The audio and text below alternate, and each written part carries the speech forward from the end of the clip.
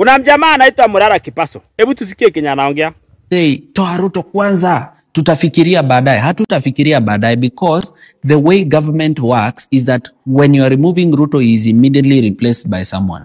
If you didn't think through who is this you're replacing Ruto with, you would have put another Ruto 5 years in office. Murara Kipaso. Shida hii Kenya ni Ruto. Na ni Ruto moja. Usituambia ati tunaweka Ruto ngine. Kama hata tukiweka Ruto ngine, itakuwa Ruto ngine ambaye ni abatali. Hakuna Ruto mbaya, Ruto moja tu ni mbaya.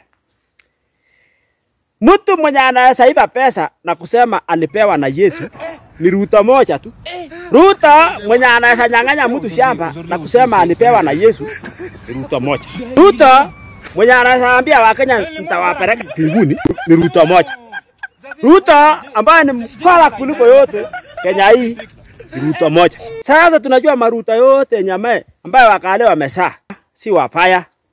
Tuko na maruto. Hiyo ni china ya wakale. Sasa usitutisha hapa unasema tunaweza weka Ruto ngine. Na ujue Chelsea alitupea mwangaza. Akataja hata China ya mtu mwenye atakuwa nafikiria. Akasema Matiang'i. Na ujue kuna watoto ya Wakenya saa hii walikufa akitaja hiyo China. Sasa kwa heshima ya watoto wetu wenye alipaki na watoto wetu wenye alikufa, yani our ancestors, yani kwa heshima ya our ancestors, 2027 Wakenya wote simame na Matiang'i.